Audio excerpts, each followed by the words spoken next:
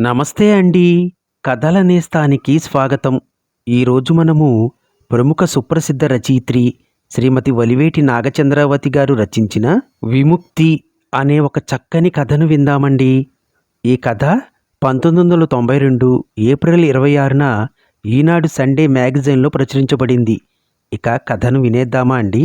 మెడ మీద చెయ్యి వేసి విసురుగా బయటకు నెట్టి బల్లున తలుపులు మూసేసుకున్నాడు కుమార్. భర్త తోసిన తోపుడుకు పడబోయి ఎలాగో నిలదొక్కున్నది శారద. మూసుకున్న తలుపుల వంక అలాగే చూస్తూ నిలబడిపోయిందొక క్షణం. ఆ పైన ద్వారబంధాన్ని పట్టుకుని కుప్పకూలినట్టుగా జారి కూర్చుండిపోయింది. గాయపడిన హృదయం తీవ్రంగా ఆక్రోశిస్తోంది. కాని బాహాటంగా కంటి వెంట నీటి చుక్క రావటం లేదు. భరించనలవి కాని వెదతో వేదనతో మొహం మాత్రం పాలిపోయింది. తల గోడకి ఆంచి కళ్ళు మూసుకున్నది శారద. పక్కింటి కిటికీ తటపటాయిస్తూ తెరుచుకుని ఆదరబాదర మూసుకున్న సవ్వడి వినిపించింది. అప్పుడు నిండాయి శారద కనుకొనలు నీటితో. ఏ ఒడుదుడుకులు లేకుండా అతి సాధారణంగా బ్రతకాలనుకుందే తప్ప ఆకాశ హర్మ్యాలకు ఆశపడలేదే. తన జీవితమెంత అస్తవ్యస్తము పరిహాసభరితము అయిపోయిందేమిటి? ఇందులో తన తప్పేమిటి? అతని బాధ్యత ఎంత? మీరేమీ సంశయించకండి నాన్న, నేను పూర్తిగా ఇష్టపడే చెప్తున్నాను. మీరా సంబంధం నిశ్చయం చేయండి అన్నది శారద. ఎటూ పాలుపోని స్థితిలో సతమతమవుతున్న తండ్రిని అభిమానంగా చూస్తూ. ఆమెకు తెలుసు, పెద్ద కూతురు శార్వాణి పెళ్లితోనే సగం కుదేలైనాడు తండ్రి. ఆ పైన 3 ఏళ్ల నుంచి పంటలు పండకపోవటంతో మరింత అప్పుల పాలైనాడు. పోనీ తనతో ఆయన బాధ్యతలు తీరిపోతాయా అంటే అదీ లేదు. తన తర్వాత పిల్ల శాంతి కూడా పెళ్లికి ఎదిగి ఉంది. మెడిసిన్ చదువుతున్న పెద్ద తమ్ముడికి నెల నెలా పెద్ద మొత్తాలు పంపవలసి ఉంది. 10th పాస్ అయిన ఆఖరివాడిని ఇంకా పైకి తీసుకురావాల్సిన అవసరమూ ఉంది. పెద్ద పెద్ద కోరికలు లేని తనింకా ఆయన బరువు పెంచదలుచుకోలేదు. వెర్రి తల్లి, ఈ బడుగు తండ్రి ఇంతకంటే గొప్ప సంబంధం ఏం తేగలడులే అని సరిపెట్టుకుంటున్నావా అమ్మా? బాధగా అన్నారు సీతారామయ్య గారు. కూతుర్ని ఉన్న ఇంటికి ఇవ్వాలని, కోడల్ని లేని ఇంటి నుంచి తెచ్చుకోవాలనేది ఆయన సిద్ధాంతం. అలాగని పెద్దపిల్ల శార్వానికి వెతికి వెతికి ఆస్తిపరుడు, ఎంచి అందగాడు అయిన వరుణ్ణి తమకు మించిన సంబంధమే అయినా తెచ్చి పెళ్లి చేశారు. కానీ ఇప్పుడు ఆ నమ్మకమైతే చెక్కు చెదరలేదు. కానీ ఆర్థిక స్థితి మాత్రం ఆ ప్రయత్నానికి దోహదపడ్డం లేదు. సరిపుచ్చుకుంటున్నానని ఎందుకనుకుంటున్నారు నాన్న? అతనికేమి లోపమని తలదించుకుంటూ అన్నది శారద. నిజమే, వరుడు కుమారుకి లోటేమన్నా ఉందా? ఉంది అనుకుంటే ఉంది, లేదనుకుంటే లేదు. కుమార్ అందగాడు కాదు, అలా అని వికారంగా ఏమీ ఉండడు. కొంతమందికి ఏ అవయవానికి ఆ అవయవము తగిన పరిమాణంలో తీరుగానే ఉన్నా మొత్తంగా కలిపి చూస్తే ఆ ఆకారం అంత ఇంపుగా ఉండదు. ఆ కోవలోని వాడే కుమార్. పెద్దల్లుడితో పోలిస్తే దివిటి ముందు దీపంలా ఉంటాడు. ముఖ్యంగా స్వర్ణ ప్రతిమ లాంటి శారద పక్కన కట్టిపేడులా ఉంటాడు కుమార్. ఇక ఆస్తిపాస్తులు చూస్తే నెత్తిమీద జుట్టు తప్ప మరేం లేదు. ఈ మైనస్ పాయింట్ల మీద ప్లస్ పాయింట్ ఏమిటంటే అతనికి పర్మనెంట్ అయిన తాలూకా ఆఫీసు ఉద్యోగం ఉంది. ఇంకొకటి, శారదను చూసి కట్నం మీరెంతిచ్చినా సరే అన్నాడతను. అదే శారదను అతనంటే మెత్తపరిచిన విశేషం. నువ్వెంత చెప్పినా నా మనసు ఒప్పకుండా ఉన్నదమ్మా అని అన్న సీతారామయ్య గారికి పరిస్థితులకు తగ్గట్టుగా నడుచుకోవాలన్న భార్యా కూతురు ఒత్తిడికి తల ఒగ్గక తప్పలేదు. శారద వివాహం కుమార్తో జరిగిపోయింది. అందరి ఆడపిల్లల్లా కోటి కోరికలతో, అనంతమైన ఆశలతో భర్త ఇంట కాలు పెట్టలేదు శారద. తృప్తికి మించిన ఐశ్వర్యం లేదని తెలుసు ఆమెకు. బ్రతుకు దేవుడిచ్చిన వరమని, జీవితంలో దొరికిన దానినే అందుకోవాలని, అందులోనే ఆనందం వెతుక్కోవాలనే తత్వం ఆమెది. ఆ ఆనందాన్ని వెతికి పొందగలననే ఆత్మవిశ్వాసంతోనే మగని ఇంట గృహప్రవేశం చేసింది శారద. కాపురానికి వెళ్ళిన కొద్ది రోజుల్లోనే శారదకు భర్త ఆకారంలో అందం లేకపోవటం ఒక్కటే కాదు, అతనిలో ఆత్మ సౌందర్యం కూడా లోపించిందన్న విషయం తెలిసొచ్చింది. కుమార్ తరహా అదో రకం. అందరిలా పెళ్ళైన తొలిదినాల్లోనైనా పెళ్ళామంటే మోజు కనపరచలేదతను. కొత్త జంట నడుమ వెళ్ళి విరియవలసిన ఉత్సాహం, ఉల్లాసం, విలాసాలు, విహారాలు, ఎదమీటే మధుర సన్నివేశాలు శారదకు అనుభవానికి రానేలేదు. మొదటి రోజు అతనితో పాటుగా తను కంచం పెట్టుకుంది శారద. కబుర్లు చెప్పుకుంటూ తినవచ్చుననే కోరికతో. ఇదేమిటి, ఇంటి మగవాళ్ళు తింటే గాని ఆడవాళ్ళు తినకూడదని తెలీదా నీకు? ఇది కూడా చెప్పలేదా మీ అమ్మ నీకు? అన్నాడు అదో పెద్ద అపరాధంలాగా. అంతే, మనస్సు చివుక్కుమని శారద మళ్ళీ అలాంటి సరదాలకి ప్రయత్నించలేదు. ఇలాంటి వాటికి కొంతమంది స్వభావం ఇంతేనని సరిపెట్టుకోగలిగింది, కానీ అతని అలవాట్లని చేష్టల్ని మాత్రం సరిపుచ్చుకోలేకపోయింది శారద. ముఖ్యంగా శుభ్రత విషయంలో అతనికి శుభ్రతకి ఆమడ దూరం. రోజూ స్నానం చెయ్యాలనే విషయం గాని, బట్టలు శుభ్రంగా ఉంచుకోవాలనే పట్టింపు గాని అతనికి ఉండేవి కావు. వేసంకాలమైతే చిరాగ్గాని, చలికాలం కూడా రోజూ స్నానమెందుకు, మొహం సబ్బుతో రుద్దుకుంటే పోలా అనేవాడు నిర్లక్ష్యంగా. రోజూ విధిగా స్నానం చేయడం ఆరోగ్యమని, రోగాలు దరికి రావని ప్రాథమిక ఆరోగ్య సూత్రాలు బోధించడానికి అతడేమన్నా చిన్నపిల్లవాడా? చదువుకుని ఉద్యోగం చేస్తున్న చెట్టంత మనిషే. పోనీ బట్టలు మారుస్తాడా అంటే ఊహు. ఆ పని కూడా వారానికి ఏ ఒక్కసారో. అతని చేత రోజూ బట్టలు, కనీసం అండర్వేర్ అన్నా మార్పించుదామని చూసిన శారద ప్రయత్నం విఫలమైంది. అతను దగ్గరికి వస్తే అదో రకం ముంజువాసన. ఒళ్ళు జలధరించిపోయేది శారదకు. చచ్చా, ఆ మురికితో మీరెలా ఉండగలుగుతున్నారో కానీ మీ సరసకి రావాలంటేనే కంపరంగా ఉంటోంది నాకు. దాగలేని అసహ్యత అనుకోకుండానే వెలువడిందామె నోటి వెంట. అంతే, ఎంత అనునయించి చెప్పినా రాని రియాక్షన్ దానితో వచ్చింది. మళ్ళీ ఎలాగా? ఉప్పెనలాగా.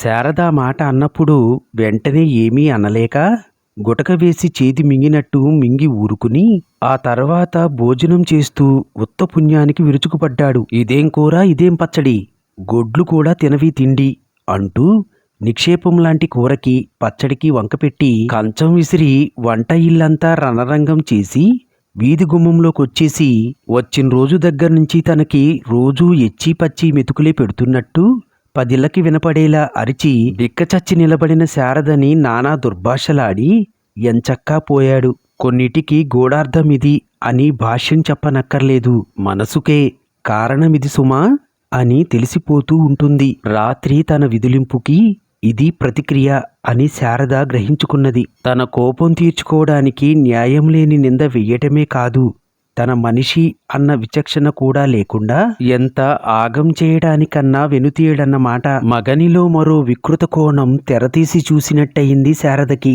ఆలుమగలు తమ ఇద్దరి మధ్య ఉండాల్సిన స్వల్ప కలహాన్ని వీధికెక్కించడంలో కుమార్ అభిప్రాయం తన మగ ప్రతాపం చాటుకోవటమో, లేకపోతే అల్లరికి వెరచే ఆమె సంస్కారాన్ని ఆసరాగా దెబ్బతీసి నోరు నొక్కటమో కాని, శారద మాత్రం భర్త ఈ సిగ్గుమాలిన చేష్టకి అవమానంతో కుంచుకుపోయింది. తననతడు అర్థం చేసుకోకపోవటం, పరాయివాడిలా శత్రువులాగా నలుగురిలో నగుపాటు పాలు చెయ్యటం మరింత బాధ అనిపించింది ఆమెకు. అయినా అది అతనిదే పూర్తి తప్పుగా భావించలేదు శారద. అతని మనస్సుకు హత్తుకునేలా చెప్పకపోవటం తనదే లోపమని పశ్చాత్తాపడింది. తనింకా అతనికి కొత్త.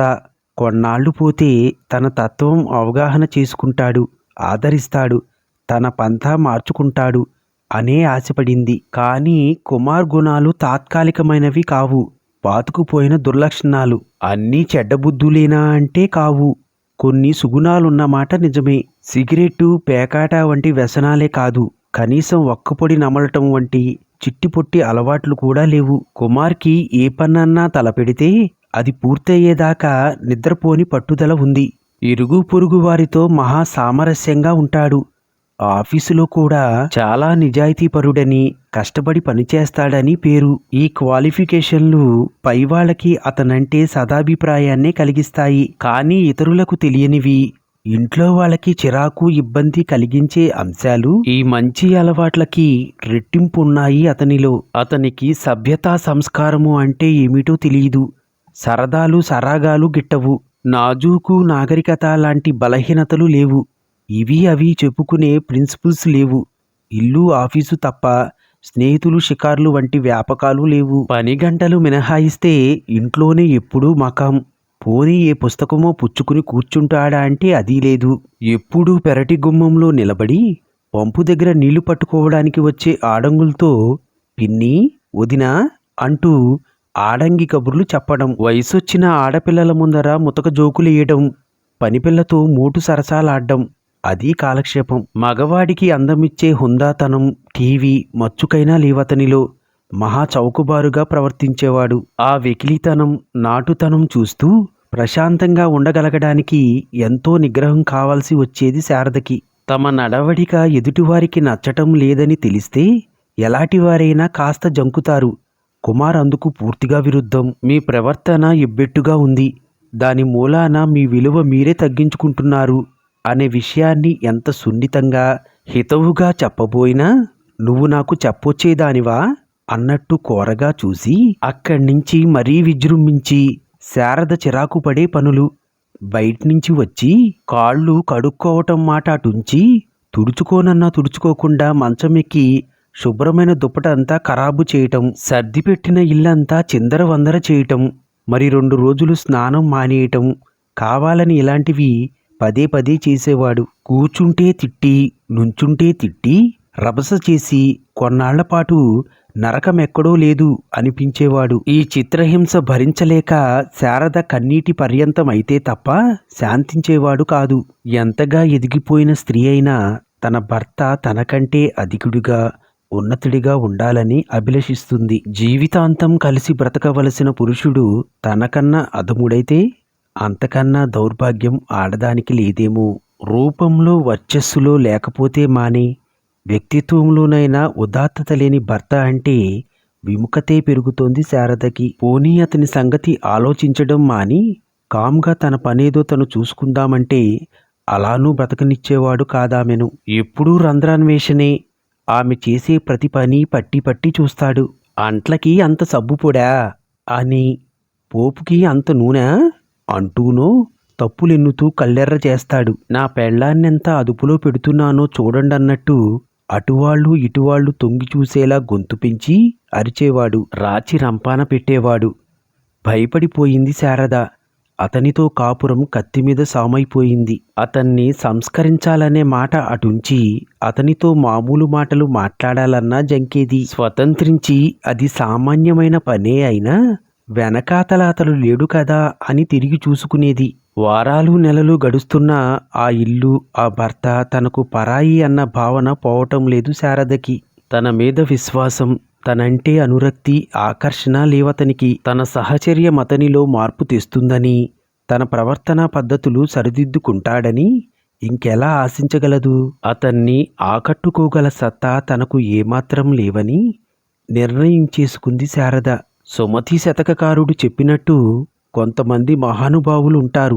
తివిరి ఇనుమున తైలం తీయవచ్చునేమో కాని వాళ్ల మనసును రంజింప చెయ్యాలనుకోవటం కేవలం పిచ్చితనం. ఆ ఊరికి ఈ ఊరెంత దూరమో ఈ ఊరికి ఆ ఊరు అంతే దూరం అన్నట్టుగా అతనికి తనంటే అనురాగం, అభిమానం లేవు. తనకి అతనంటే తిడతాడేమో, అల్లరి పెడతాడేమో అన్న వెర్రపు భయము తప్ప భక్తి గౌరవాలు కలగటం లేదు. అయినా ఆ మనిషి దయా దాక్షిణ్యాల మీద తన జీవితము, తన భవిష్యత్తు ఆధారపడి ఉన్నాయని ఈ సమాజం నిర్దేశించింది. ఇష్టమైనా కష్టమైనా ఈ జన్మ అతనితో తెల్లవారవలసిందే. జీవితాంతం ఇష్టం లేని మనిషితో కాపురం ఏడవాల్సిందే.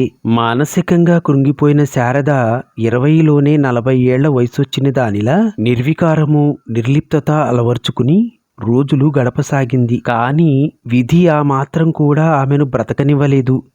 ఆ రోజు సాయంత్రం వంట ఇంట్లో పనిలో ఉంది శారద. వీధి తలుపు చప్పుడైతే చేతిలో పని ఆపి వచ్చి తలుపు తీసింది. వచ్చింది శ్రీధర్. వాళ్ళ ఊరే. ఆమె ఫ్రెండ్ సుజాతకి తమ్ముడతను. నువ్వా? ఎప్పుడొచ్చావు?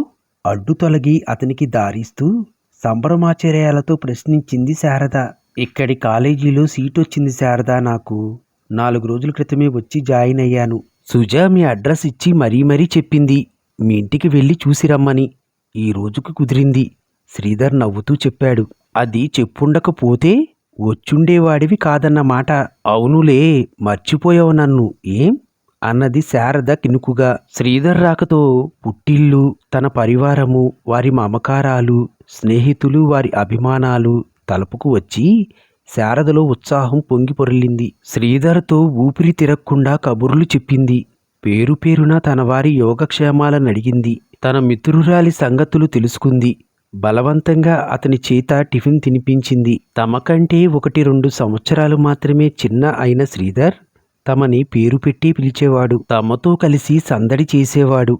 కో ఎడ్యుకేషన్ కాలేజీలో బాడీగార్డుగా ఇంకో మగకన్ను తమ మీద పడనిచ్చేవాడు కాదు. గూడు కట్టుకున్న ఉదాసీనత కరిగిపోతుంటే, అలముకున్నట్లు ఆహ్లాదం మనసును తేలిక పరుస్తుంటే, ఆనందకరమైన ఆ క్షణాలు తాత్కాలికమైనవే అన్న సంగతినే విస్మరించింది శారద. శ్రీధర్కి పెళ్లి ఆల్బం చూపిస్తూ అతని చెయ్యి చొక్కా చివర మాత్రమే పడిన ఒక ఫోటోని కుర్చీ మీదకి వంగి చూపిస్తూ పకపక నవ్వుకుంటున్న సమయంలో సరిగ్గా అప్పుడు వచ్చాడు కుమార్. మధుర స్వప్నం మధ్యలో మెలకువ వచ్చి తిరిగి నిస్సార ప్రపంచంలోకి మరలి వచ్చిన జీవిలా శారద దుమదుమలాడుతున్న భర్త మొహం చూసి నిటారుగా అయింది. హలో బావగారు అని విష్ చేసిన శ్రీధర్కి తిరిగి హలో అనగలిగేపాటి సంస్కారమన్నా చూపించలేదు కుమార్. చురచురా కాల్చేసే చూపులు విసిరి పాపం అడ్డుగా వచ్చానా అని వక్రంగా అంటూ లోపలికి వెళ్ళిపోయాడు. కిన్నురాలయ్యింది శారద.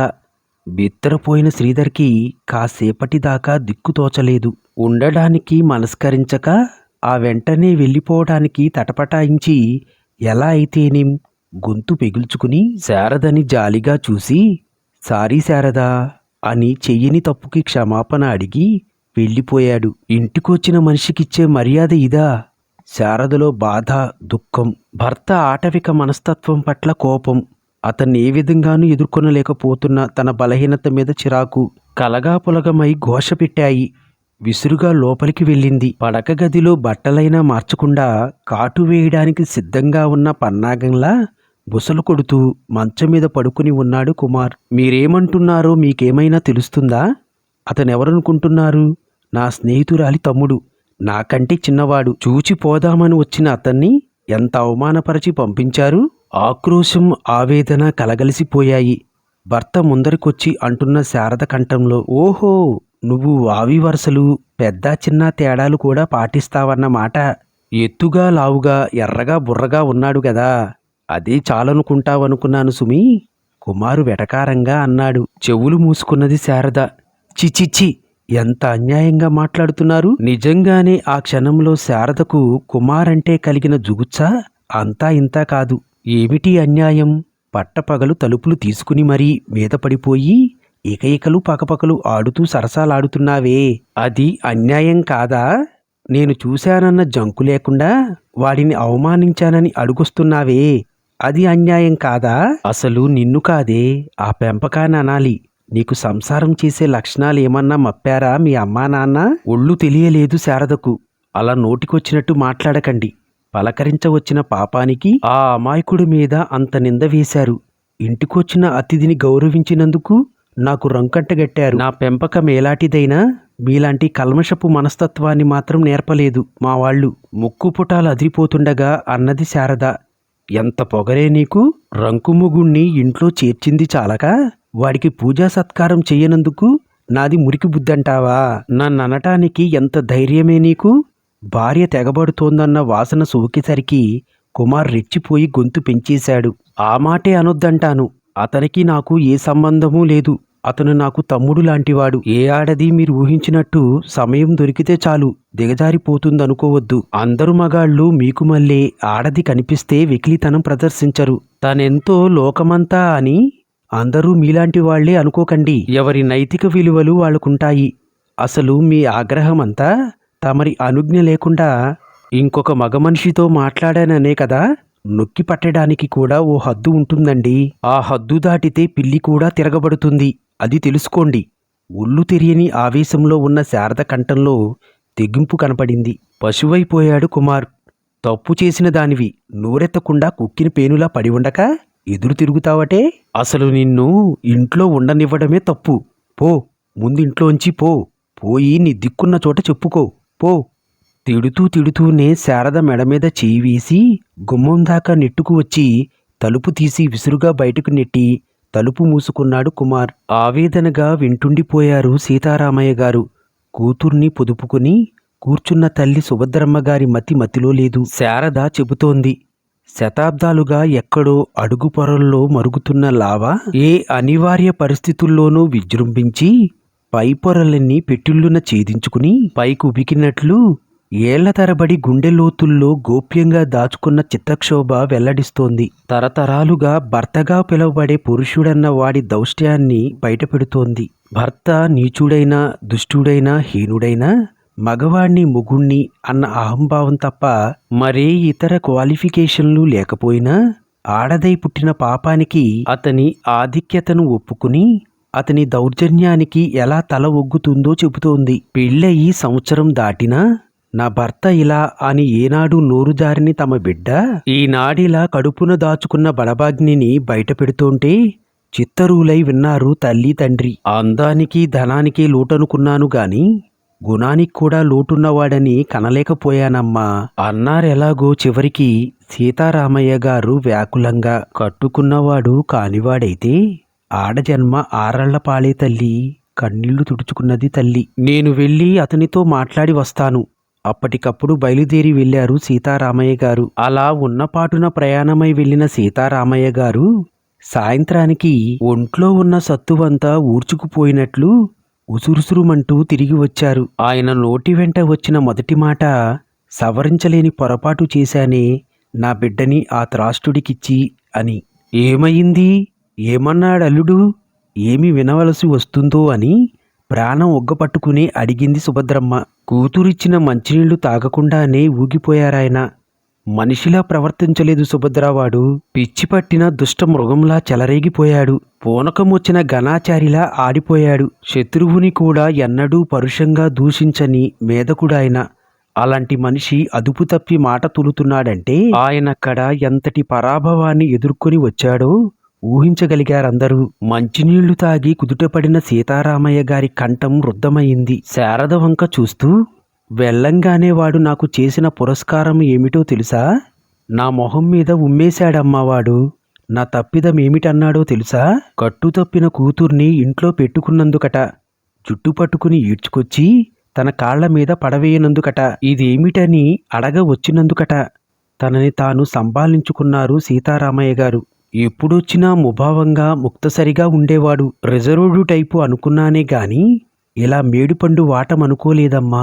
ఒక్క నిమిషం ఆగి ఉచ్యం నీచం ఉచితానుచితాలు ఇంతగా పాటించని మనుషులున్నారంటే ఈ అనుభవాన్ని పొందకపోయి ఉంటే నమ్మేవాణ్ణి కాదు. ఇరుగు పొరుగుల్ని పిలిచాడు. అలగా మనిషిలా దారిని పోయే 10 మందిని పోగేశాడు. నన్ను నోరు మెదపనీయలేదు. ఆడపిల్లల్నెలా పెంచాలో చేతకాదట. నీకు భయం, భక్తి, అనుకువ, విధేయత నేర్పలేదట. మొగుణ్ణి ఖాతరు చేయువట, ఎదురిస్తావట, తప్పులెన్నుతావట. తనని ఆఫీసుకు పంపి నాటకాలాడుతావట. నిన్నటికి నిన్న ఎవన్నో ఇంట్లో పెట్టుకుని కులుకుతున్నావట. పోనీలెమ్మని ఊరుకుంటే వచ్చిన సరసుడికి సన్మానం చేయలేదని అలిగావట. వాడి పర్సనాలిటీ ముందు నువ్వెంత, నీ తాహతెంత అని ఎగిరిపడ్డావుట. తను కళ్ళెర్ర చేసినందుకు నువ్వు వద్దు, నీ కొంప వద్దు అని గుడిసె మీద దెబ్బ కొట్టి లేచిపోయావట. కావాలంటే ఇటుపక్క వాళ్లతోనూ అటుపక్క వాళ్లతోనూ సాక్ష్యం ఇప్పిస్తానంటాడు. అమ్మా, ఇవన్నీ నేను వినడానికి యోగ్యమైన భాషలో చెప్తున్నాను. అతను వాడిన పదాలు వింటే మర్యాదస్తులెవరైనా తలలు దించుకోవాల్సిందే. చీచీ, అలాగా కారు కూతలు కూశాడు. నా కడుపు మండిపోయిందనుకో. అందరి ముందు చిన్నబుచ్చిన ఆ చేదు అనుభవాన్ని జీర్ణించుకోలేకపోయిన గుర్తుగా తిరిగి చెబుతుంటే కూడా ఆయన మొహం జేబురించుకుపోయింది. అదే సమయంలో సున్నిత మనస్కురాలైన తన కూతుర్ని మానసికంగా అతనెంత హింస పెట్టి ఉంటాడో స్వయంగా గ్రహింపుకు వచ్చి గుండె నొక్కి పట్టినట్టుగా ఫీలైనారు. శారద తలపైన చేయి వేసి, ఆ దూర్తుడిని ఎన్నాళ్లు పెదవి విప్పకుండా ఎలా భరించావమ్మా అన్నారు కదిలిపోతూ. వాడికి నువ్వంటే ఎంత లోకువా, ఎంత కసి, ఎంతసేపు నువ్వు 10 మంది ముందర తన కాళ్ల మీద పడాలంటాడు. తప్పు నాదే అని చంపలేసుకోవాలంటాడు. ఇంకా అలాంటి పొరపాటు రానివ్వనని స్టాంపు కాగితం మీద సంతకం పెట్టి ఇవ్వాలంటాడు. ఇక నుంచి కాలి కింద చెప్పులా పడి ఉంటానంటేనే రానిచ్చేదంటాడు. నీ మీద ఏమాత్రం ప్రేమాభిమానాలున్నా అట్లా పగ తీర్చుకుంటున్నట్లు మాట్లాడగలడా వాడు? ఊహు, వాడు మనిషైతే గదా మమతలు మమకారాలు తెలిసేది. వాడుత్త పశువు. వాడికి కావలసింది సహధర్మచారిని కాదమ్మా, గొంజకు కట్టేసి చావకొట్టినా కొమ్ము విసరని గొడ్డు. వద్దమ్మా వద్దు, నువ్వా చెరసాలకు పోవద్దు. మనసు లేని చోట, అవగాహన లేని మనిషితో మనుగడ సాగించరావలసినంత నరకం ఇంకొకటి ఉండదు. ఆ పెళ్ళి, ఆ కాపురం పీడకలనుకో. ఇక్కడే మాతో పాటే ఉండిపో తల్లి. ఉద్రేకాన్ని అతి కష్టం మీద అణుచుకోవడం వల్ల శరీరం సన్నగా వణుకుతుంటే అన్నారు సీతారామయ్య గారు. తలవాల్చి అన్నీ వింటూ స్తబ్దుగా ఉండిపోయిన శారదకి మగడి అసభ్య ధోరణి తెలిసిందే కాబట్టి అంతగా ఆశ్చర్యపడలేదు గాని సుభద్రమ్మ గారు మాత్రం వడగళ్ల తాకిడి తిన్నదానిలా పాలిపోయింది. ఆ రాత్రి ఇంట్లో ఎవరికీ సరిగా నిద్రపట్టలేదు. తెలతెలవారుతుంటే సీతారామయ్య గారు లేచి పక్క మంచం మీద తెగ మసులుతున్న కూతురి దగ్గరకొచ్చి కూర్చున్నారు. అమ్మలు అన్నారు మృదువుగా శారద తలపైన చేయి వేసి. మూసుకున్న కనురెప్పలు తెరిచింది శారద. శారద, ఏడాది కాలాన్ని వెనక్కి నెట్టేసి అప్పటి శారదలా నా దగ్గరే ఉండిపోగలవా అమ్మా? వయసొచ్చిన పిల్లల్ని ప్రాణ స్నేహితులుగా ప్రేమించే ఆ తల్లిదండ్రుల ఆలనలో ఎంత ఉత్సాహభరితంగా గడిచేవా రోజులు. శారద కళ్ళు తళుక్కుమన్నట్లుగా మెరిశాయి. అవి మళ్ళీ తిరిగి వస్తాయా నాన్న? మనం కావాలనుకుంటే వస్తాయమ్మా.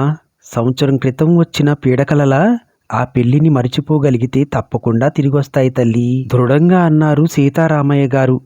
మనమిద్దరం అప్పటిలాగానే ఉదయాన్నే తామర్ల చెరువు వరకు దారి ప్రక్క నిద్రమాను చెట్ల మీది పక్షుల కూజితాల్ని గుర్తుపట్టుకుంటూ ఎవరి సాహిత్యాన్నో చర్చించుకుంటూ నడిచి వెళ్ళి రావచ్చును. సూర్యదేవుడు తన కిరణాలు సాచి రాత్రి కురిసిన మంచు ముత్యాలను అడ్డుకోకముందే మన తోటలో ప్రతి మొక్క దగ్గరికి వెళ్ళి కొత్త చివుళ్ళు ఎన్ని వేసిందో, కొత్త మొగ్గలెన్ని తొడిగిందో పూర్వంలాగే లెక్క పెట్టుకోవచ్చును. అప్పటిలాగే మన పెరట్లో పూచిన పూలన్నీ మాలకట్టి నువ్వు చెల్లి మాధవాలయంలో పూజారి మామయ్యకిచ్చి రావచ్చును. ప్రతిరోజులాగే మన ఇంటి వేల్పు గోపాలకృష్ణుడికి మీ అమ్మ హారతిచ్చాక ఆ దైవాన్ని నువ్వు అష్టపదులు తరంగాలు పాడి కీర్తించవచ్చును. తండ్రి తన తల నిమురుతూ ముద్రస్థాయిలో చెబుతున్న ఒకనాటి తన మామూలు దినచర్య కమ్మని జ్ఞాపకాలుగా మదిలో రూపుకడుతోంటే శారద కళ్ళు అరమోర్పులయ్యాయి. నీకు తెలుసా అమ్మలు, గోపీకృష్ణ మొన్న వచ్చేటప్పుడు 2 కుందేళ్లను పట్టుకొచ్చాడు. ఎంత బాగున్నాయో అవి. శాంతి వాటి నుదుటిన గోరింటాకుతో ఎర్రటి బొట్లు పెట్టింది. రేపటి నుంచి మన తువ్వాయిలతో పాటు వాటి పోషణ కూడా నీదే. వాటి వెనకతల పరిగెత్తి పట్టుకోవటం, లేత ఆకులు కత్తిరించి వాటిని తినిపించడం ఎంత అందమైన కాలక్షేపమో కదూ. ఇంకా అర్ధాంతంగా నువ్వు ఆపేసిన వీణ మళ్ళీ సాధన చేసుకుందువు.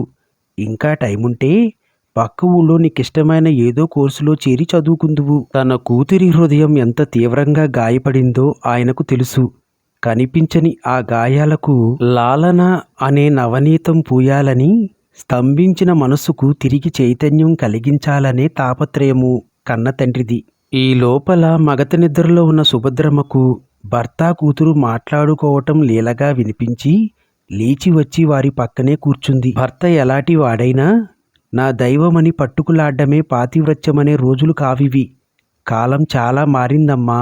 లోకులేవో అనుకుని పోతారని, నీ మూలంగా మాకేవో ఇబ్బందులు ఉంటాయని అనుకోకు. మేము కన్నబిడ్డవు నువ్వు. నీ కండగా మేమెప్పుడు ఉంటాం తల్లి అన్నది ఆవిడ కూడా. వారి మాటలు శారదకెంతో ఉపశమనాన్ని కలిగించాయి. ఉండగలనమ్మా, నేనిక్కడ సంతోషంగా ఉండగలను అన్నది పొంగిపోతున్న గుండెతో. కానీ వారా నిర్ణయానికి వచ్చి కొన్ని గంటలు గడవకముందే దాన్ని మార్చుకోవలసి రావటం నిజంగా దురదృష్టకరం. తెల్లవారుతోనే పళ్ళు బ్రష్ చేసుకోబోతూ శారద వాంతి చేసుకున్నది. కాఫీ తాగబోతూ మరొకటి, టిఫిన్ తిని ఇంకొకటి. కూతుర్ని ఏవో ప్రశ్నలు వేసి కారణం తెలుసుకున్న సుభద్రమ్మ మొహం వివర్ణమైంది. విషయం విన్న సీతారామయ్య గారు కాసేపటిదాకా మాట రానట్టుండిపోయారు. ఆ తర్వాత తానొకటి తలిస్తే దైవం ఒకటి తలిచేను అని ఇందుకే అంటారేమోనమ్మా. మన నిర్ణయాన్ని ఆ భగవంతుడు హర్షించలేదు. నిన్ను నా రెక్కల కింద దాచుకోవాలనే ఆశ ఉన్నది. కానీ అతని అంకురాన్ని అతన్నించి విడదీసే హక్కు నాకు లేదు. నువ్వతని దగ్గరకు వెళ్ళక తప్పదమ్మా అన్నారు నిర్లిప్తంగా. ఆయన మాత్రం ఏం చేయగలరు?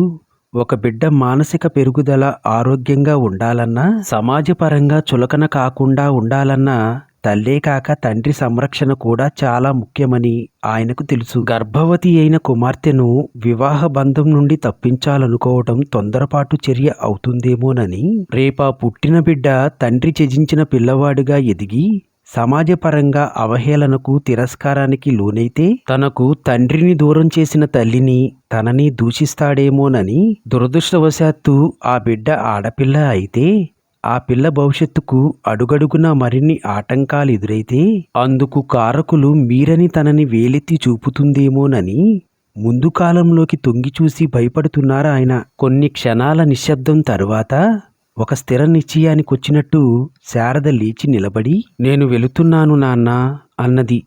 నువ్వొక్కదానివేనా? వద్దమ్మా, నేను కూడా వస్తాను. అతనసలే దుడుకు మీదున్నాడు. నేను వెనక ఉంటే కాస్త. నేను వెళ్ళేది అతని దగ్గరికి కాదు నాన్నా, ఆస్పత్రికి. తండ్రిని ఆపి చెప్పింది శారద. ఆస్పత్రికా? ఎందుకు? నాకీ బిడ్డ వద్దు నాన్నా. ఇప్పటి వరకు ఆ ఇంట్లో నా మనుగడకు గడ్డి పరకకిచ్చే ప్రాధాన్యత లేదు. ఇక వెళ్ళబోయేది అతని కాలి కింద దుమ్మునై పడి ఉండేటట్లయితేనే నాకక్కడ చోటు దొరికేదని అతను అన్నది మీరే చెప్పారు. అది అక్కడి నా స్థానం. చెప్పండి నాన్నా, నాకంటూ చిన్న మెత్తు విలువలేని ఆ ఇంట్లో, నియంత్రత్వం తప్ప ఆరోగ్యకరమైన వాతావరణం లేని ఆ ఇంట్లో తల్లిగా ఆ బిడ్డకు నేను న్యాయం చేయగలనంటారా? నా ఆశలకు అనుగుణంగా సక్రమంగా పెంచగలననే విశ్వాసం లేకపోయాక ఆ పుట్టబోయే ప్రాణి కోసమంటూ నా ఆత్మను చంపుకుని చీకటి గుయ్యారంలో బానిస బతుకులాంటి ఆ జీవితంలోకి తిరిగి వెళ్ళమంటారా నాన్న? కఠినురాలిననుకున్నా సరే ఆ బిడ్డ కోసమే నేను ఆ ఇంటికి వెళ్లాల్సి వస్తే నాకా బిడ్డే వద్దు నాన్న. నరకం నుండి ముక్తి పొందాలనుకుంటున్న నన్ను మళ్ళీ అటు నెట్టకండి. శారద చేతులు జోడించి పలవరిస్తున్నట్లుగా అంటున్నది. పొరపాటున సాలిగూడులో చిక్కుకున్న తూనీగ ఒకటి గిలగిల కొట్టుకుంటున్నది. సీతారామయ్య గారు పట్టుబడిన దాని కాళ్ళు విడిపించి అది స్వేచ్ఛగా ఎగిరిపోతుంటే తృప్తిగా చూశారు. పద శారద, నీకు సాయం నేను వస్తాను అన్నది సుభద్రమ్మ. కథ సమాప్తం. ఈ కథ మీకు నచ్చితే తప్పకుండా లైక్ చేయండి, షేర్ చేయండి. మరిన్ని కొత్త కథల కొరకు ఈ ఛానల్ని తప్పకుండా సబ్స్క్రైబ్ చేయండి. ధన్యవాదములు.